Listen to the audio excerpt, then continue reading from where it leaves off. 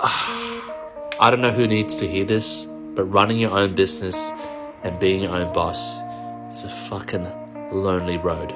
No sugarcoating about it. If I had to do it again, I'd probably think twice. So to all the small business owners out there and those who are thinking about it, here are 3 hard truths on why this journey can feel so fucking isolating. But mind you, if you can embrace the challenge, the rewards are far worth the fight. Reason number 1, it's not just a business, it's a beast. Running your own business is like fighting fires 24/7. Whether it's demanding clients or tricky old school credit assessors, I run a mortgage business, I have to deal with them every fucking day. Or dealing with sick or absent staff and picking up their work, or creating content to catch up with those viral trends, it never stops. And add to that being a content creator, managing TikTok, IG, YouTube, brainstorming new ideas how to make finance sexy, and then jumping into my DMs and dealing with haters. And amongst all that, juggling with family time. I mean, I've got a lovely wife, 2 young boys, and an aging mum that I got to support. By the time the day ends, there's barely anything left of me to give. And as a small business owner, the loneliness, especially at night, hits the hardest. Like you feel like you're at the top of the hill, sitting there, feeling the weight of everybody's expectation. Clients, followers, referral partners. It feels like no one can truly understand the pressure that you feel on top of the hill. Like not only you're the business owner, the shop front owner, you're also the breadwinner, the caretaker, and the dreamer. You're just in this crazy pursuit to try to provide everything your family deserves while sacrificing the only thing they really want, your time. And at night you get hit with this guilt, this exhaustion, but in a funny and sadistic way, it gives you this drive to give them a better life. Reason number 2, it's a never-ending race. I'm telling you, running your own business feels like a fucking race. It's fast, competitive, and unforgiving. One slip, one delay, and you can lose a client. I mean, I just lost one this week. It wasn't because we're not good, it was because we had a chaotic week. Urgent fires I had to put out that I had to go away and do, and my staff slipped up, and the client, gone. And that fucking stung, because I run a tight ship with my crew. But at the end of the day, that's on me. I mean, in this dog-eat-dog world, clients don't fucking care what you're going through personally, right? They go with who moves the fastest. And employees, 5 p.m, they're out, clocking off. Whatever the work they have left, none of their business.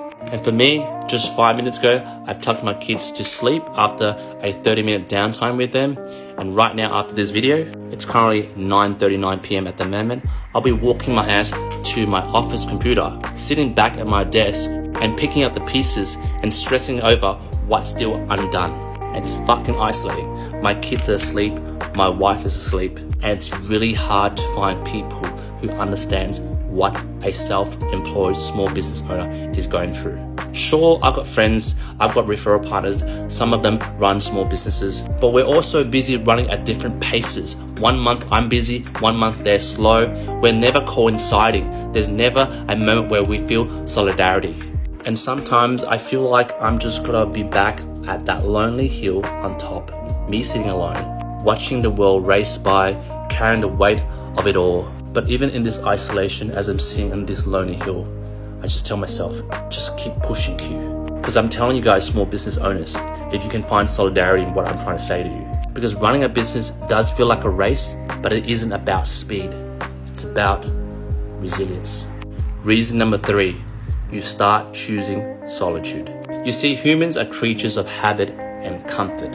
When running your own business, constant loneliness and lack of time becomes your truth. And over the years, you develop this habit of keeping a small circle because time is too fucking precious to waste. And when you realize that most of your time isn't really yours, you start to feel this epiphany. You start to filter like events that you need to go to, parties you need to go to, people, relationships that you need to be involved with.